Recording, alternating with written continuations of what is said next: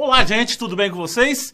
Vamos conversar um pouco sobre grana, sobre dinheiro. E melhor ainda, não vamos falar muito de dinheiro de empresa, dinheiro de bancos, de outras instituições. Vamos falar do nosso dinheiro. Eu referindo ao meu e você referindo ao seu dinheiro. O que eu quero aqui nessa nossa conversa, nesse nosso bate-papo?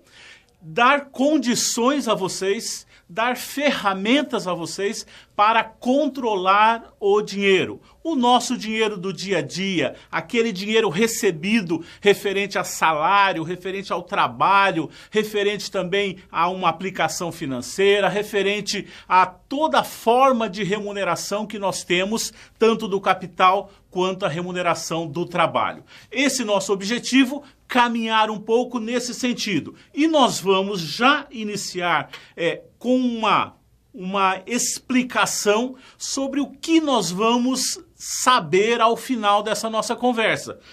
Portanto, quais serão os nossos objetivos? Primeiro, eu vou fazer uma pequena busca nas ferramentas de controle das finanças empresariais. Não se preocupe, você que não é da área de gestão, não vai ficar nem um pouquinho perdido, porque é uma pequena busca. Nós não vamos nos ater em ferramentas administrativas e financeiras utilizadas na empresa. Vamos só fazer um pequeno contexto. Depois, nós vamos pensar na aplicação desses princípios da administração financeira para as nossas finanças pessoais. Saber como que é feito, como que deve ser feito para obtermos o melhor conforto, as melhores condições de vida, entre outros. Nessa utilização das ferramentas administrativas e financeiras nas nossas finanças, nós vamos trabalhar com vocês, trabalharmos juntos uma planilha de controle. Calma, não é nada complicado, é uma coisa bem simples e, ao mesmo tempo, funcional. Vai ser disponibilizado a vocês através de um link, onde você vai clicar e vai baixar para o seu computador um arquivo onde você, com pequenas noções de planilha eletrônica, você vai conseguir controlar o seu dinheiro na prática. Não vai ser um estudo, não vai ser somente uma coisa acadêmica, não. Vai ser controle, vai ser aprendizado na prática. Então nós vamos ter noções de como fazer, vamos trabalhar na prática de como deve ser feito. E também vamos mostrar para nós analisarmos juntos dicas de grandes especialistas em finanças pessoais. Basicamente esses os nossos objetivos. Espero que você aproveite bastante e eu quero fazer um pequeno contexto para que você que tem bastante dinheiro, que não tem muita preocupação com recursos, para que você saiba qual é o contexto brasileiro.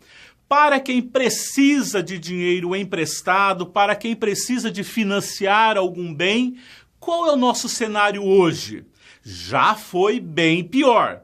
Mas vamos nos ater a hoje. No material que você terá disponível, nós teremos um contexto de 2018 também. Mas vamos pensar como que está hoje. Pesquisa feita pela ANEFAC, que é uma associação de finanças, de homens das finanças, uma associação que trabalha com administração e finanças. Última divulgada foi feita em fevereiro, agora, fevereiro de 2019. Se você está vendo este vídeo um pouco mais adiante, é o contexto para que você realmente se situe, é o contexto do início do mês de fevereiro de 2019. Quando você faz uma compra numa loja, aquele chamado crediário ou carnê, em média no Brasil, você está pagando 80% de juros ao ano. Professor, mas isso não é muito? 80%? Sim, é bastante, mas é juros ao ano.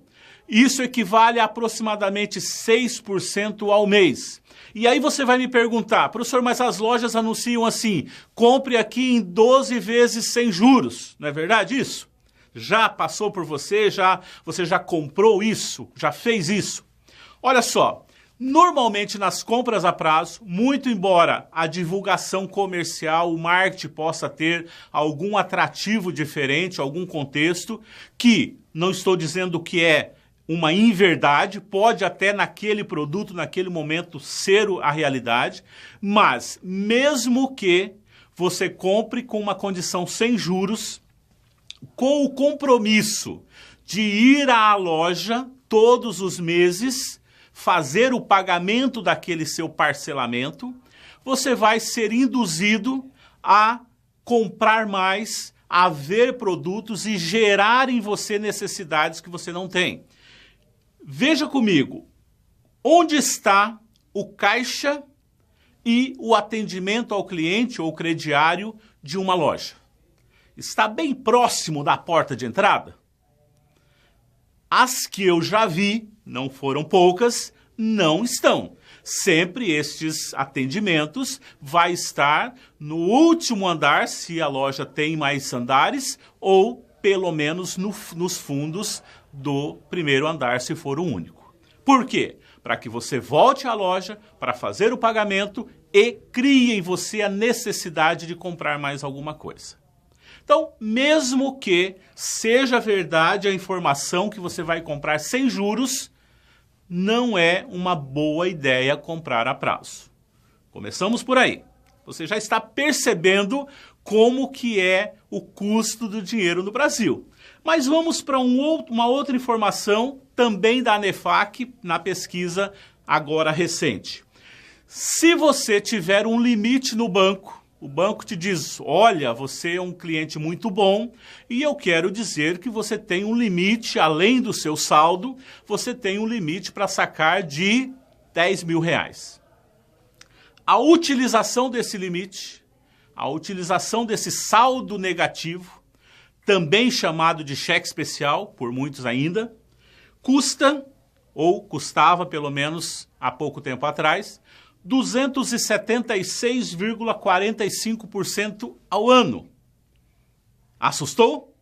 Mas você vai ficar bem assustado também quando você perceber que você pode ter uma boa parte dos seus recursos, dos seus salários, que normalmente a gente diz que é pouco, a menos que você seja diferente, mas normalmente quem trabalha diz que ganha pouco e que merece ganhar mais e que devia ganhar mais, mas você vai ficar muito alarmado, pelo menos, quando você perceber que uma boa parte do seu dinheiro vai embora não em bens, mas em juros, mas em pagamentos de valores que são financeiros e não patrimônio. Bom, nessa mesma pesquisa, o cartão de crédito, sabe quando você compra e paga somente uma parte? Isso até 2 anos atrás, pouco menos de 2 anos atrás, era muito corriqueiro, você ia rolando, por isso é um chamado crédito rotativo, você ia pagando o mínimo e ia pagando juros e juros e juros. Isso mudou um pouco, nós não temos a partir do segundo vencimento, o primeiro vencimento, caso você deixe um saldo para trás, até 30 dias tem que fazer a negociação por uma condição um pouco melhor. Mas, pelo menos esse 1 mês que existe aí de período para que o valor que você deveria pagar não foi pago, pelo menos neste 1 mês você está pagando o equivalente a 265,28% de juros ao ano. Esse é o nosso cenário, por isso que nós precisamos aprender um pouco mais como lidar com o nosso dinheiro. E o título da palestra, até neste contexto, não mencionei no início, mas é Finanças Pessoais, como fazer a conta fechar. E aí cabe mais uma explicação, nesse início ainda, que o meu objetivo aqui, como é diferente do que é o de muitos palestrantes de finanças pessoais, não é trabalhar com vocês sobre onde investir o seu dinheiro, em qual banco, em bolsa de valores, em título do Tesouro Nacional, poupança, não é esse o objetivo. O primeiro objetivo é fazer com que nós cheguemos ao final do mês, ao final do período, sem estarmos com falta de dinheiro. Fazer a conta fechar. A partir dessa consciência, nós vamos fazer com que, além de fechar, além de não faltar, comece a sobrar. Então, num próximo momento, aí então vamos ver onde aplicar o dinheiro dessa sobra, certo? Vamos lá, contexto feito, vamos para uma primeira e grande reflexão. Você pode concordar ou não, mas nós vamos trabalhar nessa linha e espero também que você possa ter argumentos, possa ter informações para dizer por que concorda ou por que não concorda. Olha só, o dinheiro só é útil quando você faz uso dele para comprar e pagar alguma coisa em seu benefício, seu ou da sua família ou de quem você quiser. Ok? O dinheiro não tem mais utilidade. Não dá para fazer uma toalha de mesa colocando os dinheiros, não vai ficar prático. Não dá para guardar porque alguém vai vir tirar de você. Não dá para fazer calço na mesa porque ele é muito fino, a menos que você tenha muito. Ele só tem utilidade quando você fizer uso, quando você comprar alguma coisa. Você vai comprar um refrigerador, aí ele vai ser útil porque você vai ter a sua água gelada, os seus alimentos protegidos e conservados, aí tem a utilidade do dinheiro. Mas então, se nós precisamos gastar, só tem utilidade quando gastar, por que ficarmos trabalhando e aprendendo sobre controle, sobre como gastar? Eu elenco para vocês duas perguntas que você tem que responder quanto ao seu dinheiro. Em que gastar, ou seja, o que comprar, o que é melhor comprar, é isso ou aquilo, é um veículo, é uma moto, é um refrigerador ou um televisor. Quer dizer, o que comprar, em que gastar? Essa é a primeira pergunta. Segunda pergunta, quando gastar? Porque essas duas perguntas têm que ser bem respondidas, têm que ter muita clareza para nós. Porque eu posso querer comprar, eu tenho um recurso de R$500 e tem alguma coisa que eu posso comprar com esses R$500, mas eu quero comprar algo de R$10.000. Para que eu faça essa compra agora, eu preciso de recursos de terceiros, ou crediário, ou financiamento, ou cartão de crédito. De alguma forma eu tenho que obter esse dinheiro restante. Mas eu posso decidir não comprar agora e comprar somente daqui a algum tempo, quando eu terei o valor de R$10.000 em mãos. Então, eu continuo respondendo em que comprar, em que gastar, mas eu vou saber que o momento de comprar não é agora, é daqui a algum tempo. Essa primeira reflexão. Qual a coisa certa a comprar e qual o momento certo? Para fazer aquela busca que eu falei a vocês, lá nas finanças das empresas, nas técnicas, nas ferramentas das finanças das empresas, nós vemos vários autores, e um que eu gosto muito, que é o Damodaran, ele é um autor norte-americano. Ele faz uma separação das finanças em 3 itens, ou 3 momentos, ou 3 decisões que devem ser tomadas. Primeira delas, decisão sobre o investimento. Investimento não é aplicação financeira, é o que comprar. Lá nas empresas ele diz que a empresa tem que responder algumas perguntas, por exemplo, onde investir, quanto investir, qual o retorno, qual a taxa de corte aceitável, e ele vai explicar tudo isso, que não é o nosso foco aqui agora. Segunda decisão, qual a fonte de financiamento que vai ser utilizada? Nas empresas, se é um banco, se é dinheiro dos sócios, se é lançar ações, qual taxa de juros será aceita quando vai fazer um empréstimo? Então essa é a decisão de financiamento. E obviamente, se essas duas decisões, a de financiamento e a de investimento for bem feita, vai sobrar dinheiro, aí vem uma terceira decisão de como utilizar o lucro obtido com base nesta gestão financeira. Guardemos isso um pouquinho, já vamos voltar utilizando esses conceitos para as nossas finanças pessoais, certo? Nós pensamos num conceito sobre como que a riqueza de uma pessoa ou de uma empresa acontece. Você vê, por exemplo, uma pessoa que tem um salário mediano e que tem um patrimônio grande. Comum a gente ver uma pessoa ou outra. Por outro lado, nós também percebemos muitas pessoas que têm um salário até melhor que o nosso, melhor que a gente acha que é a média, e que você analisa não tem muitos bens, não tem muito patrimônio. Como que essa riqueza, como que a riqueza de uma pessoa ou de uma empresa acontece? Essa riqueza, ela só vai acontecer, o aumento da riqueza, que os autores chamam de maximização da riqueza, só vai acontecer quando a gestão das fontes de investimento e de financiamento for bem feita. Porque eu não posso ter um investimento que traga menos retorno do que o custo do financiamento. As taxas que serão obtidas, então, devem ser bem menores. As taxas do financiamento têm que ser menor do que o investimento. Vamos lá. E como administrar, então, as finanças pessoais? Como nós podemos utilizar as técnicas das finanças empresariais para trabalharmos as nossas finanças pessoais? Qual a diferença ou quais as diferenças dos recursos de uma empresa ou dos recursos de uma pessoa?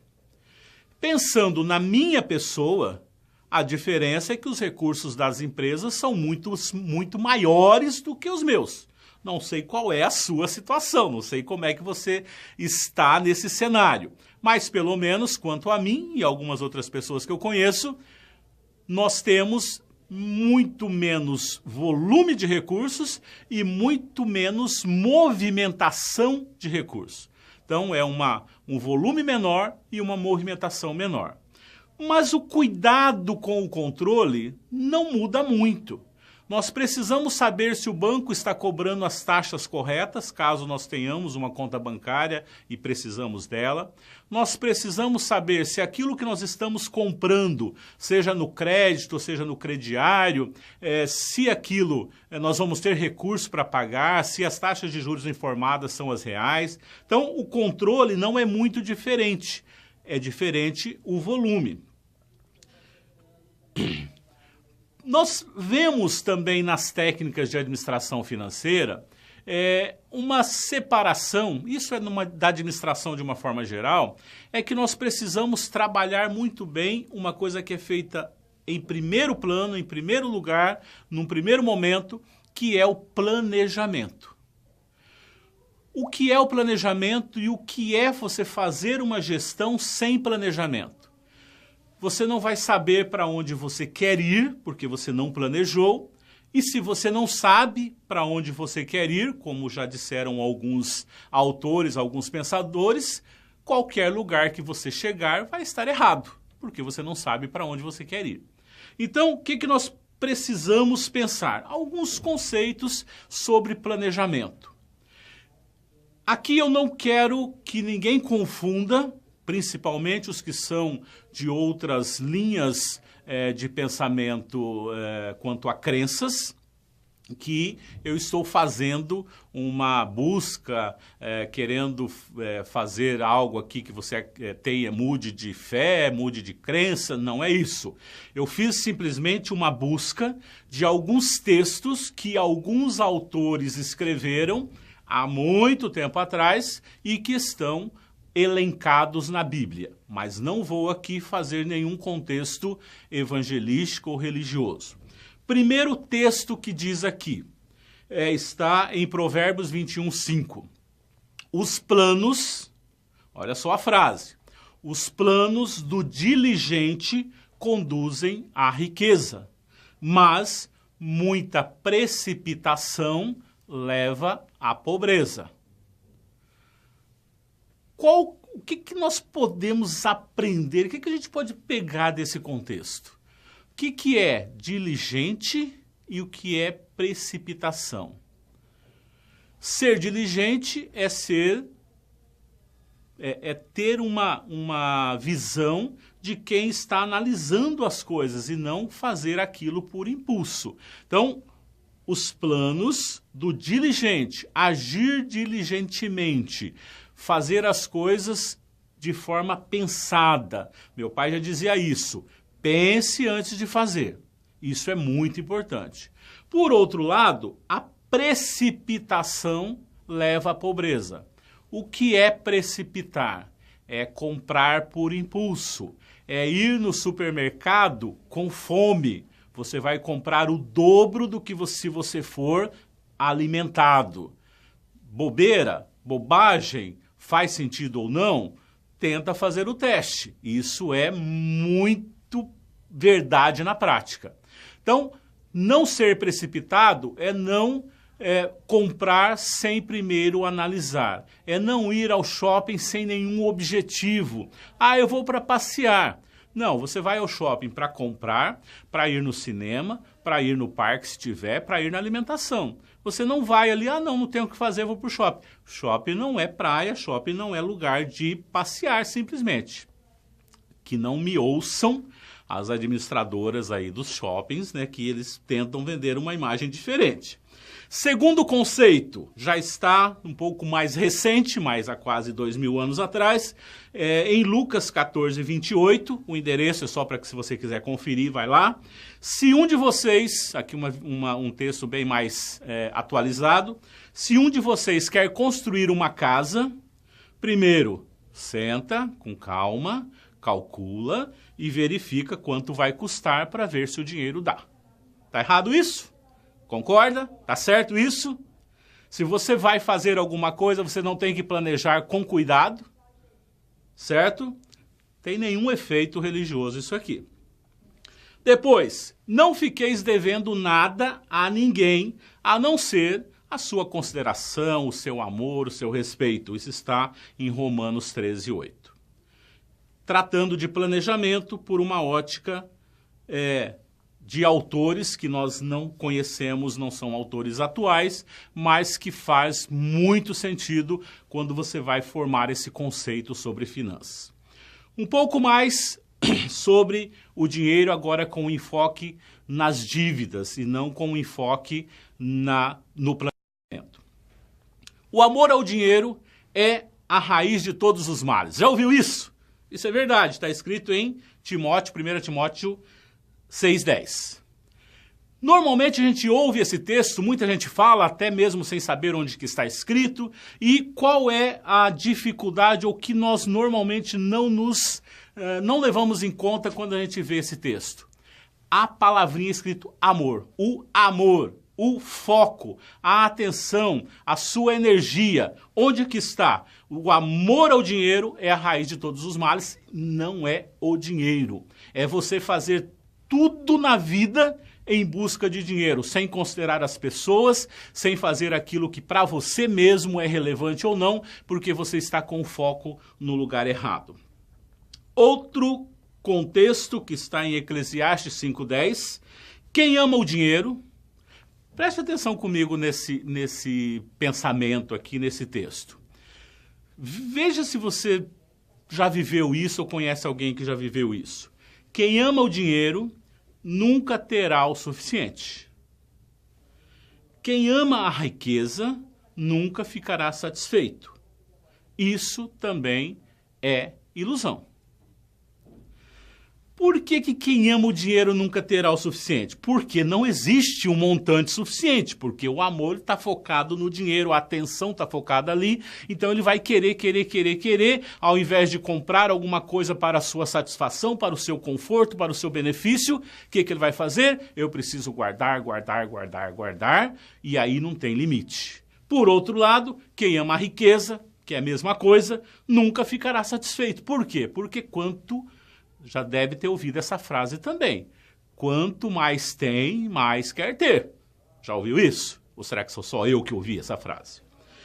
Uma última frase aqui, extraída de um contexto bíblico, Provérbios 22, 7. Essa é forte.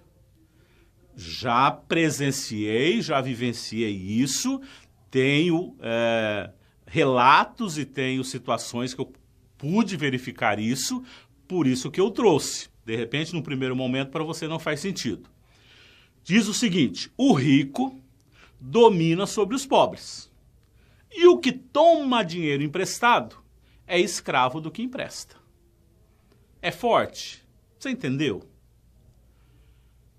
A primeira parte, que o rico domina sobre os pobres, é mais ou menos tranquilo para a gente entender. Mas a segunda diz que quem toma dinheiro emprestado, ele fica escravo. Mas o que é escravo? Você já ouviu a pessoa dizer, eu entrei numa bola de neve, numa situação que eu não consigo mais sair dela, agora eu tenho que vender alguma coisa, porque a minha dívida era de 100, agora já é de 1.000, 10.000. Já ouviu isso? Pois é. É a situação de escravidão, de ficar servo daquilo que te domina. Quem tem o dinheiro domina e, portanto, você fica servo daquilo. Tomar dinheiro emprestado leva a isso. Saindo um pouco desse contexto, mas guardando essas informações para o nosso aprendizado, que o objetivo é isso, nós vamos trabalhar agora de uma forma bem prática. Você vai ver aí o material, vai analisar. Os valores aqui estão sem o cálculo passo a passo, porque é para fins de nós visualizarmos e não demorarmos tanto tempo com isso, mas qualquer necessidade de um esclarecimento, vamos ter os nossos contatos para que a gente possa esclarecer. Vamos pegar uma situação hipotética. A sua geladeira lá principalmente para quem casou já há muito tempo, tipo eu, 24 anos, já está velhinha, então eu preciso de uma geladeira nova, certo? Ok, isso é legítimo, não tem nenhum problema em querer uma geladeira nova, que agora chama refrigerador, né, a coisa mais bonita. Mas aí você chega à resposta daquela primeira pergunta que eu fiz lá no início. Eu devo comprar uma geladeira. Beleza, tá. Define o modelo, o que é melhor, qual que gasta menos, tudo certo. Aí você descobre que ela custa R$1.000. Se você for comprar à vista, é R$1.000. Mas a loja diz o seguinte, olha, os juros que nós estamos cobrando é de 6% ao mês. Nada mais, nada muito diferente da média nacional. Você pode comprar em 24 meses sem nenhuma entrada, não precisa se preocupar, e vem todo aquele argumento do vendedor, que é bem legal, é uma profissão bem interessante também, não tem nenhum problema com o vendedor. E aí ele explica tudo, que você vai pagar nesse caso, aí já é o meu cálculo aqui para dar um embasamento, uma parcela de 24, são 24 parcelas, você vai pagar R$ 79,68 ao mês. Mania de brasileiro, opa, R$ 79,68? Dá para eu comprar, cabe no meu orçamento mensal tranquilo, uns R$ 79,00. Se não sobrar R$ 79,00 para eu comprar esse refrigerador, então tô ruim, né? Então, sabe o que isso vai significar no final dos 24 meses? Aquele bem que custava R$1.000, você vai pagar R$ 1.912,20. Quase 2. É o valor do bem de 1.000 mais 912,20 de juros. Para ficar um pouquinho pior a coisa, para você ver como que a realidade é, pensando em valor, em quanto que daqui 2 anos, se você quiser vender, não preciso mais dessa, aconteceu alguma coisa, você não precisa mais desse refrigerador.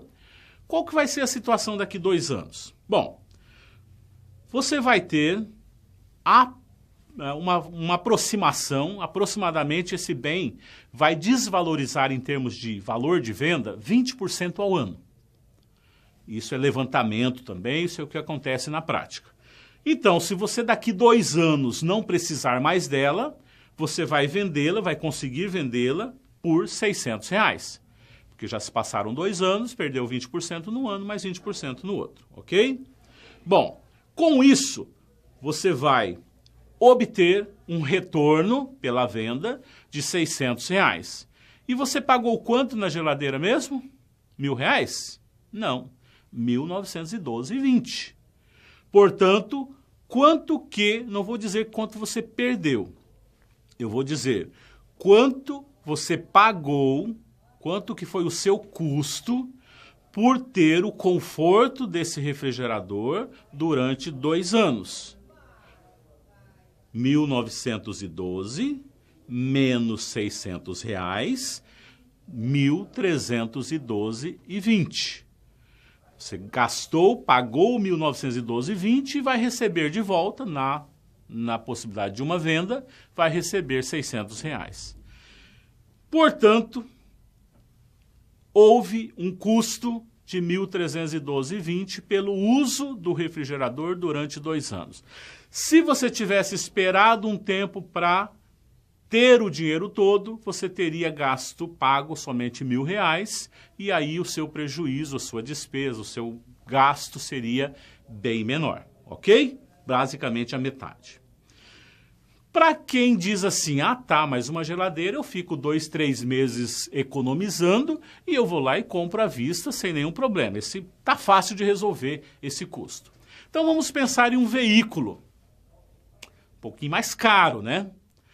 Aqui, para a gente exemplificar, não vamos para uma coisa muito top, nem para um veículo muito novo, pode até ser quase novo, mas vamos pensar que nós temos um veículo a comprar, que é o que atende a nossa necessidade. Já respondemos a primeira pergunta, em que gastar? É gastar na compra do veículo, mas aí vem a segunda pergunta, quando gastar? Quando fazer essa compra? O veículo de R$32.000, 100% financiado, taxa de 2% ao mês, nada muito diferente do que praticado nas agências bancárias, no sistema financeiro. Vamos, para exemplo aqui, nessa simulação, 48 parcelas com 2% ao mês, sem nenhuma entrada. Compra totalmente financiada. Você vai pagar 48 parcelas de R$ 1.043,26. Veículo custa R$ 32.000. Ou seja, no total, nos 48 meses, até você terminar de pagar, você vai ter gasto 50 mil, vai ter pago 50 mil reais, R$ 50.076,42. Ok? Memorizado? Bom, este veículo, daqui a 4 anos, por quanto você vai vendê-lo? Considerei aqui o seguinte parâmetro para calcular a desvalorização, que também não é muito diferente da prática. 15% no primeiro ano de uso, 10% no segundo ano de uso e 5% ao ano a partir do terceiro ano. Desvalorização normal de mercado. Para quem é da área contábil, da área de administração, não estou falando aqui de depreciação. Falando de valor de mercado mesmo, ok? Que é um pouquinho diferente uma coisa da outra. Bom, no final dos 5 anos, então, você vai conseguir vender esse veículo comprado, do segundo ano não, do quarto ano, você vai conseguir vender esse veículo comprado, que o preço à vista era 32 mil, pelo qual você pagou 50 mil, você vai conseguir vendê-lo por 19.200. Qual foi, então, dá até medo de olhar, né? Qual foi, então, o custo por ter utilizado um veículo durante 4 anos? R$ 30.876,42. Você tirou do bolso 50.076, recebeu de volta na venda 19.200, portanto, o custo de utilização durante 4 anos foi 30.076. Calma, não estou falando de manutenção de pneu, de óleo, de combustível, de PVA, de licenciamento, de multa. Dá para ficar sem multa? Dá, né? Então tá, tira a multa. Não estou falando de nada disso. Estou falando somente do valor de compra menos a desvalorização e a situação dos juros. Depois desses dois exemplos, o que eu quero lembrar a vocês? Até para que não fique uma ideia, o professor está falando que nós não podemos comprar a prazo, que nós não podemos financiar. Olha só, não estou falando isso não. Eu estou dizendo qual é a situação. Porque uma coisa é você fazer sem saber. E aí você não sabe para onde você está indo. Se você chegar no lugar certo, está errado. Se você chegar em qualquer outro lugar, também está errado, porque você não sabe para onde ir. A minha intenção é fazer com que nós saibamos, e eu falo nós muitas vezes aqui, às vezes eu falo você, mas esse você também sou eu, é que eu aprendo junto a cada vez que eu falo. Porque tudo aquilo que é interessante para mim é interessante para você, porque estamos falando do controle de finanças pessoais. Então, não estou dizendo assim, olha, é um absurdo você comprar um veículo financiado. Não. Qual que é o benefício que ele vai trazer para você? Você está consciente que durante 4 anos você vai ter de custo, por utilizar um veículo que custa 32 mil à vista, você vai ter um custo de 30 mil, ou seja, é o dinheiro que saiu do bolso e que não mais vai voltar? Está consciente? Tranquilo? Às vezes a gente precisa de fazer uma compra a prazo, não é um problema. Às vezes a gente tem essa necessidade, mas nós precisamos saber o que estamos fazendo. Voltando um pouquinho lá nas ferramentas, sabe, a decisão de investimento, financiamento e destinação dos lucros, como que nós podemos pensar nisso quando falamos do nosso dinheiro, como falando das finanças pessoais? Olha só, a decisão sobre o investimento, na verdade, está falando sobre 2 perguntas. É necessário para você ou para sua família? Certo? Outra, é o momento correto de comprar? E a decisão de financiamento que é utilizada lá nas empresas? Como que a gente converte isso para a nossa vida pessoal? A melhor forma é financiar em 24 meses, é financiar em 48 meses, é comprar a prazo em 12 meses? Ou posso vender algo que não uso e conseguir dinheiro para fazer isso? Às vezes a gente guarda em casa, americano tem isso muito mais evidente até do que nós, até porque tem mais poder de compra, a gente vai acumulando tanta coisa que se você olhar assim, opa, isso aqui eu não uso, e vale um bom dinheiro. Não vale pensar no marido ou na esposa, tá? Até porque não tem nada a ver. Aqui nós estamos falando de bem, tá? Não tem nada a ver, só uma descontração, né? E a decisão sobre a destinação dos lucros, lucro para a minha vida, para a sua vida, eu posso entender como benefício, conforto, comodidade, lazer, tudo aquilo que eu posso obter com o investimento com o dinheiro. Nesse relacionamento com a decisão do lucro, eu posso ter esse lucro, ou seja, esse benefício um pouquinho mais para frente? Qual a decisão sobre esse retorno? Então isso é que dá para a gente fazer um link bem direto aí com as decisões das finanças nas empresas. Bom, focamos então agora diretamente no nosso bolso, na nossa grana, na nossa carteira. A minha é bem fininha, já dá para ver que não tem muito dinheiro aqui dentro. Muito não, acho que não tem nada. Mas é uma recomendação. Não tinha nem pensado nisso, mas eu vi que ela está bem fininha aqui. Acho que é bem legal para a gente ter como exemplo. Bom, quando nós falamos do nosso dinheiro, principalmente para quem é empregado, ou seja, para quem recebe salário, a parte da receita, do recebimento, é bem fácil de controlar, né? Quanto que é o seu salário? 4 mil? Tem os descontos já totalmente previsíveis, INSS, imposto de renda, outras coisas possíveis de desconto, você sabe qual que é o seu valor líquido. Aí você tem uma aplicação financeira, também você sabe mais ou menos quanto é o rendimento, a menos que seja em bolsa de valores, que você pode perder tudo, mas é outro contexto. Não estamos pensando no investimento agora. Tá. Para uma pessoa assalariada, basicamente vai ter salário, um recebimento de aplicação, às vezes tem um imóvel alugado, alguma coisa, é bem ali, vai resumir as receitas da maioria das pessoas em 3, 4, máximo 5 itens de receita. bem fácil de controlar, até porque sobre muitos valores nós não temos a gestão direta. Não tem como eu dizer, não, eu não quero mais R$4.000 de salário, eu quero 10 mil mês que vem. Não vai adiantar muita coisa. Mas e do lado da despesa, dos pagamentos? Como é que a gente faz para controlar isso? Aí a nossa gestão já está bem diretamente em cima disso. Quais são os principais itens das despesas? Habitação, seja aluguel, se não for aluguel vai ter manutenção, vai ter energia elétrica, isso faz parte da habitação. Para quem mora em prédio vai ter condomínio. Então é um item das despesas.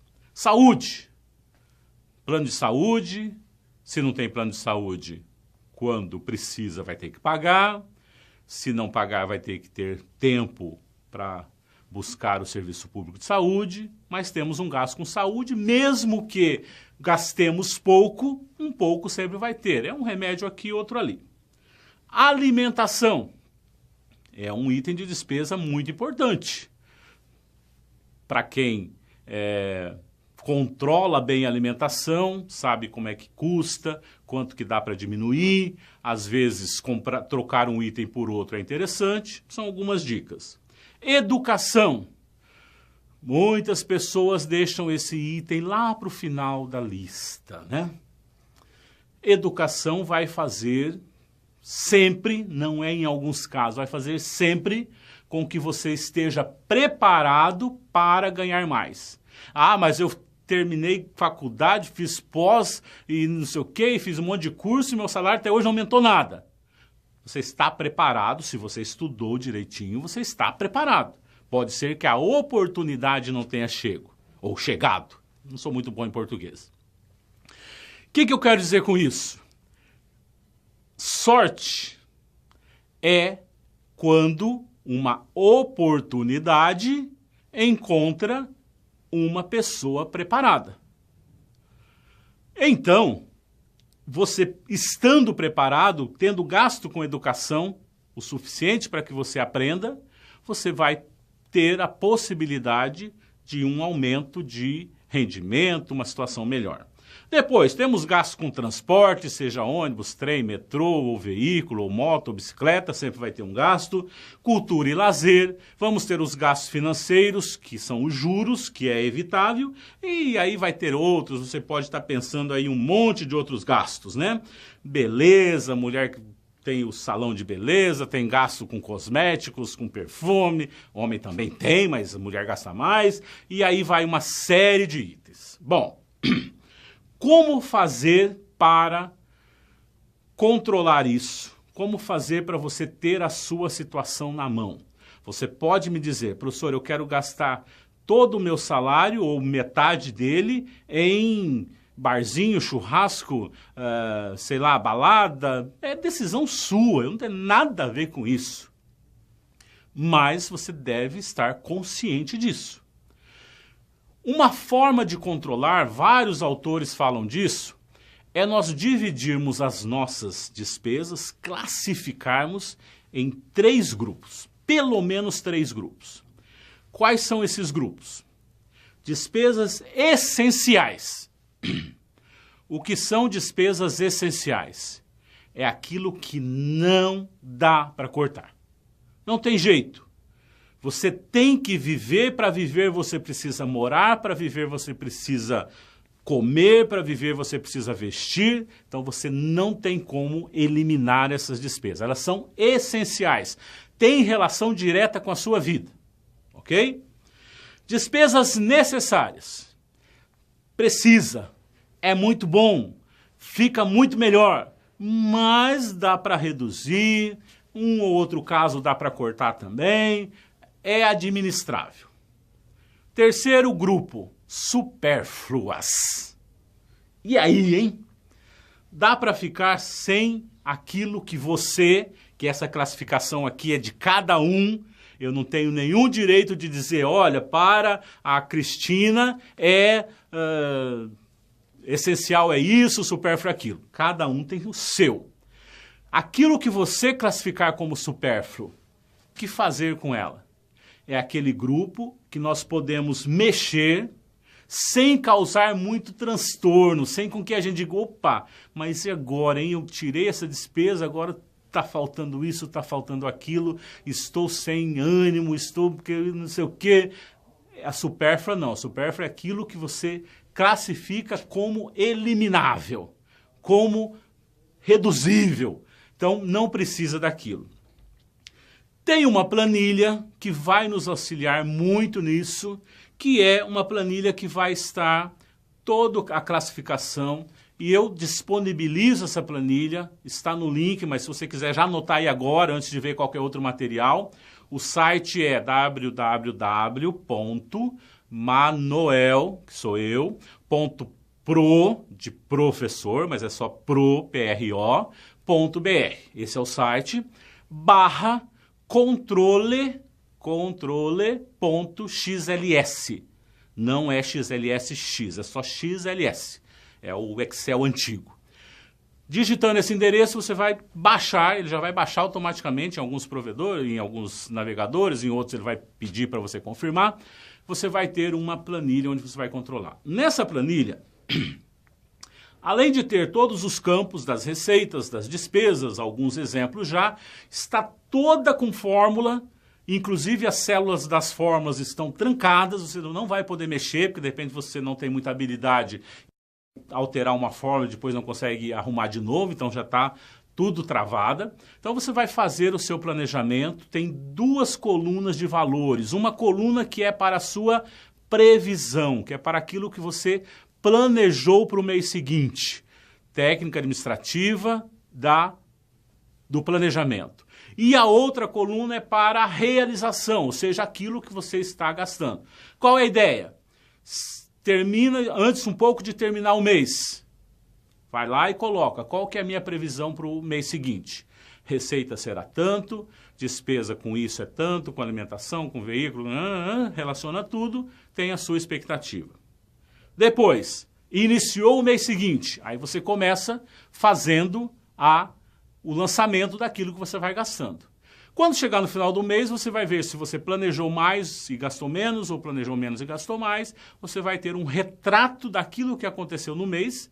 Fala o mês, mas pode ser o controle por semana, por quinzena, por ano, do jeito que você quiser. É um período, um determinado período. O mês é o mais factível, até porque a gente recebe mensalmente, tem muitos gastos que são mensais, então é melhor fazer esse controle mensal.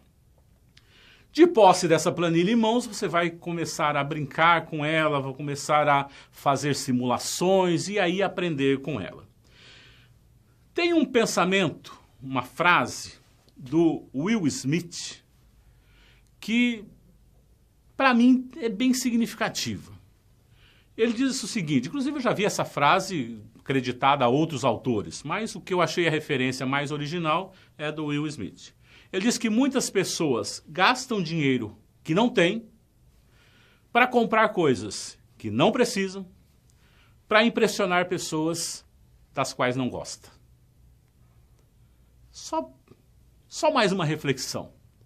Você já fez isso? Ou conhece alguém que já fez isso? Às vezes não aplica para a gente diretamente, mas dá para dar uma dica para alguém.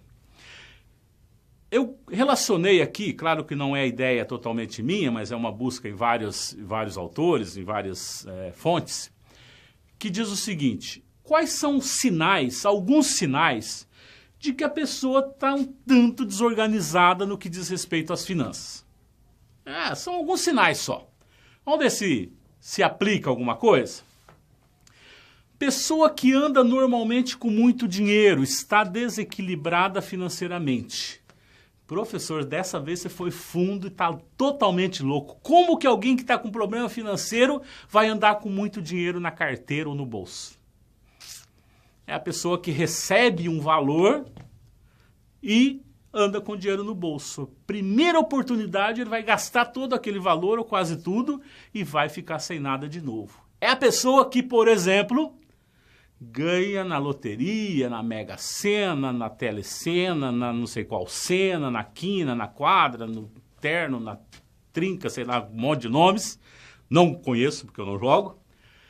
E aí, historicamente, não depende do valor ganho, muitos voltam à situação anterior em pouco tempo e aí fica desesperado porque não controlou. Faz sentido esse pensamento? Esse sinal? Depois, tem uma carteira cheia de cartões de crédito. É cartão da loja R, é cartão da loja X, é cartão da loja Y, loja A, mais do banco B, do banco S, do banco X. Tem muita gente assim, eu conheço. A hora que abre a carteira assim, parece... Aqueles antigos, antigamente tinha um negócio que chamava porta-cartões, né? Que eram os cartõezinhos de visita que a gente organizava ali, né? Tempo que não tinha os sistemas informatizados e aplicativos. Outro sinal. Gasta mais do que parece ter. Olha só, quem gasta mais do que parece ter ou do que recebe, o que está fazendo? Está pagando juros, porque está utilizando o dinheiro dos outros. Estou falando de forma lícita, não estou falando nada ilícito, mas está financiando, está gastando mais do que parece ter. Outro aspecto diferente dos primeiros, deixa de sair com os amigos, fazer um churrasquinho, uma festinha, porque não tem dinheiro. Você conhece alguém assim? Vou não porque está apertado. Esse mês está difícil. Falta de controle, só isso. Depois, fica só chorando a falta de dinheiro. Você conhece alguém assim?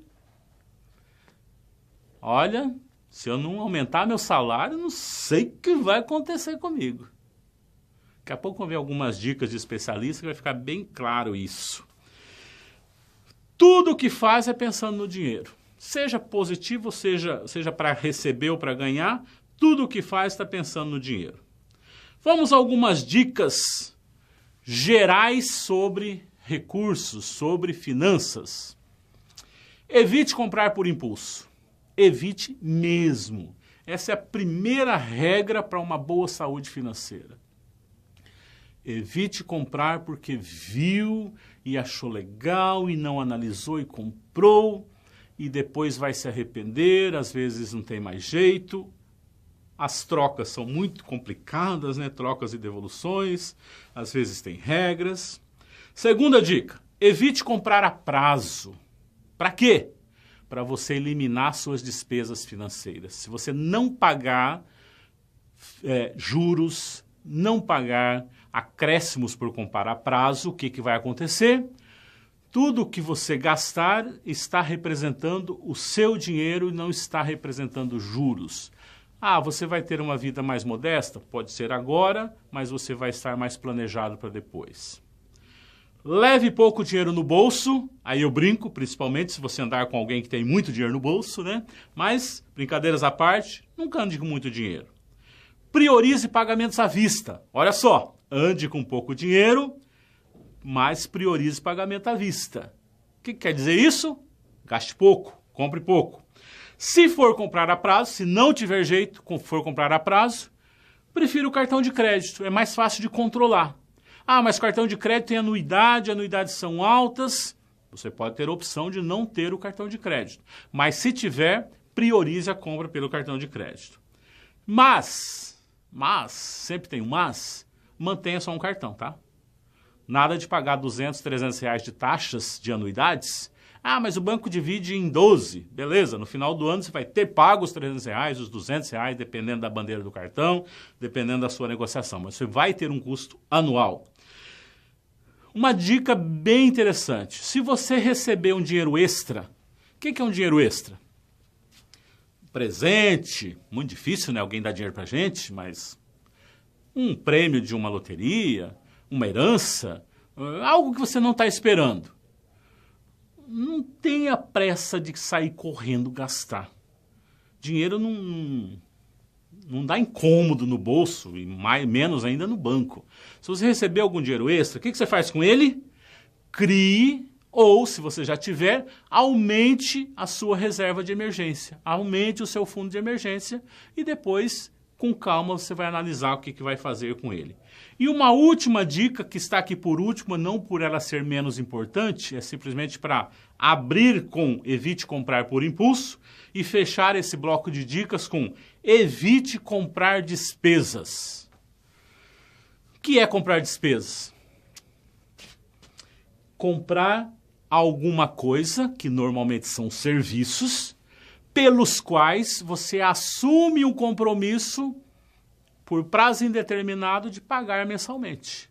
O que você pensou? Assinaturas de TV, de telefone, de tudo que for assinatura, prestação de serviços. Às vezes, para sair depois é bem complicado, temos alguns casos que é bem difícil. Mas pense bem, se não for muito importante, não compre. Ah, professor, mas é legal ter TV por assinatura. Sim, eu tenho, Sky, propaganda de graça aqui, né? Mas eu analisei antes de comprar. Por quê? Quando eu analisei qual o benefício que eu vou ter com essa fonte de informação, com essa fonte de entretenimento, eu resolvi fazer a assinatura. Mas evite, não vá assinando, porque às vezes são coisas assim que no momento o vendedor é tão bom, né, que ele nos passa uma ideia de que nunca conseguiremos viver sem aquilo. Dicas de especialistas agora, eu vou dar o nome de cada um para que a gente olhe o que eles escreveram. Isso aqui é bem contextual, bem novo, não é igual às primeiras dicas que eram lá de 3.000 anos atrás, 2.000 anos atrás. Agora já é bem contemporâneo.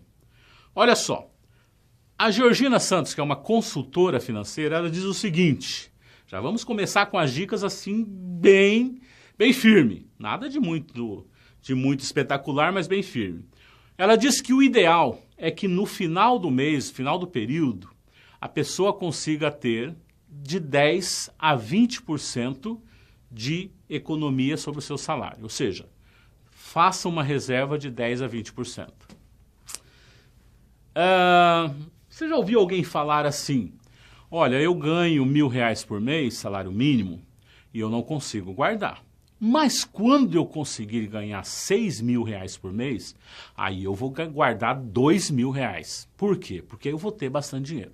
Já ouviu alguém falar isso? Você já encontrou essa pessoa daqui poucos anos ganhando R$6.000 por mês? Comigo já aconteceu, por isso que eu estou enfatizando. Se a pessoa não consegue fazer um fundo de emergência ganhando R$1.000 por mês, a menos que haja um aprendizado muito grande e ele passa a ver as coisas de um outro jeito, coisa que nós estamos aqui conversando para que para alguns isso aconteça, você vai encontrar essa pessoa daqui 1 ano, 2 anos, 3 anos, ganhando 6.000, 7.000, 8.000, 10, 15 e vai continuar sem reserva, porque é característica. Espero que se alguns de vocês estiverem nessa situação, isso possa mudar, isso possa ser um aprendizado. Henry Ford, conhecido por muitos, tá? Da marca de carros aí lá dos anos 1900 e pouquinho, ele disse o seguinte, nós não nos tornamos ricos graças ao que ganhamos, mas graças ao que não gastamos. Interessante, né? Não vou nem comentar. Outro, 2 pensamentos aqui, 2 frases do Mauro Halfeld, que é um especialista em finanças, tive o prazer de tê-lo como meu professor há alguns anos atrás. Ele diz o seguinte, que é um grande desafio nós juntarmos uma poupança, um valor vultuoso, porque isso pesa, isso dói, porque nós estamos abrindo mão de gastar no dia a dia para gastar no futuro, para planejar uma compra maior. Outro pensamento dele, não é o quanto você ganha, vem aqui confirmar ou falar mais ou menos o que o Henry Ford falou, não é o quanto você ganha que vai torná-lo bem-sucedido, e sim como você administra o seu dinheiro. Certo? Depois, o Louis Frankenberg, também é um analista financeiro, planejador financeiro, ele diz o seguinte, quando nós desejamos muito comprar alguma coisa, Isso não tem nada de errado, isso é saudável. Qual é o problema? A compra a qualquer preço e a qualquer momento, ou seja, no momento errado, porque isso vai representar um problema nas finanças da pessoa. E ele até usa uma palavra aqui que isso é uma irresponsabilidade. Conrado Navarro, ele diz o seguinte: mais importante, olha só, estou voltando sempre naquele contexto de controle e quanto gasta. Mais importante do que quanto você ganha é quanto você gasta. Porque isso significa controle. Lembrando, falei agora há pouco, planilha de controles. Baixa a planilha para você fazer o seu aprendizado financeiro. 2 reflexões que aí você vai dizer assim: caramba, parece que o professor falou uma coisa até agora, controlar, saber onde está indo o dinheiro, saber no que gastar, verificar se tem juros, se não tem juros, e no final da coisa falou totalmente diferente. Mas não é. Eu vou colocar as 2 reflexões e daí a gente vai conversar um pouquinho sobre isso. Olha só, primeira, você precisa conquistar aquilo que o dinheiro não compra. Caso contrário, será um miserável, ainda que seja um milionário. Forte, né? Quem disse isso? Primeiro, Augusto Cury. Alguns gostam, outros não gostam, mas é uma pessoa de bastante sucesso e de bastante destaque no Brasil. Que eu consigo aprender disso aqui? Se você conquista somente o que o dinheiro compra, bens, carro, casa, e esquece do essencial para um ser humano, que é saber que a felicidade própria é resultante de promover a felicidade dos outros, isso não vai ser a solução para o seu problema. É aquilo que foi mencionado lá no início. Se o seu objetivo é só o dinheiro, você nunca vai ter o suficiente, nunca vai acumular quanto precisa e vai ficar uma coisa insuportável. Então, controle sim, comprar as coisas sim, mas as coisas certas, no momento certo, para você ter o melhor proveito com os recursos que você tem. A análise é comprar um carro ou comprar uma casa, por exemplo. O que vai te trazer mais conforto? Ah, professor, claro que a casa. Às vezes não, às vezes a opção é outra. Outra reflexão, e essa é minha, depois de bastante estudo, várias palestras nesse sentido, alguns cursos, mini cursos também. As riquezas, ou seja, os bens, o dinheiro de uma forma geral, foram feitos por sua causa, por minha causa, e não você por causa delas. O que eu quero evidenciar com isso, já explicando a reflexão? Quem deve controlar a situação é você, sou eu. Quem deve controlar a situação não é o dinheiro ou a falta dele. Perder o que não se pode comprar para conquistar mais riquezas é, no mínimo, uma insanidade. Ou seja, o que você perde que não pode comprar?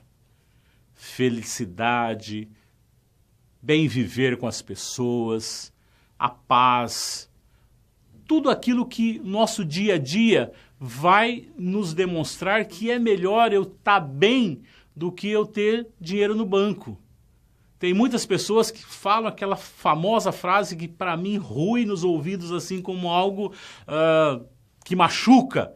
Ah, se dinheiro não traz felicidade, ele manda buscar. Se você acha que o dinheiro não traz felicidade, me dá o seu dinheiro para mim. Isso é horrível, porque se você foca a sua felicidade, eu não estou falando aqui felicidade no termo, você ficar bem, tá num paraíso. Não, estou falando bem-estar, conforto, aquela coisa de estar bem com você mesmo. Se você foca a sua energia, o seu trabalho, os seus recursos somente na busca de coisas materiais, não vai ser uma coisa que vai te trazer benefício, prazer, que lá na linguagem das empresas, que vai te trazer lucro, aquilo que você vai poder estar bem, vai poder aproveitar a sua vida. Lembrando que a parte boa da vida, ela não acontece depois dos 60 anos. Não adianta acumular até lá. A parte boa da vida é desde o dia do nascimento até o dia do falecimento. É isso que nós precisamos preocupar. Bom, dito isto, mensagenzinha final. O objetivo do controle é para que você saiba como fazer, você tenha informações. Lembrando que as decisões de investimento, de financiamento são suas, é de cada um. A minha decisão é uma, a sua é outra. As despesas essenciais suas pode ser uma relação diferente da minha, normalmente é. As despesas supérfluas também. Lembrando que sempre nós precisamos dessa classificação correta e honesta de cada um para que a gente possa saber que, quando necessário, as primeiras despesas que serão eliminadas serão as supérfluas, porque é aquilo que não vai afetar a essência da vida e nem aquilo que vai afetar a minha necessidade real das coisas, que são as despesas essenciais e necessárias, certo? Espero ter transmitido a você um pouquinho, não tem muita pretensão não, um pouquinho a mais de conhecimento, um pouquinho de conteúdo para que você possa ter um aprendizado um pouco melhor. Muito obrigado, sucesso para você sempre. Aproveite a sua vida, isso é importante.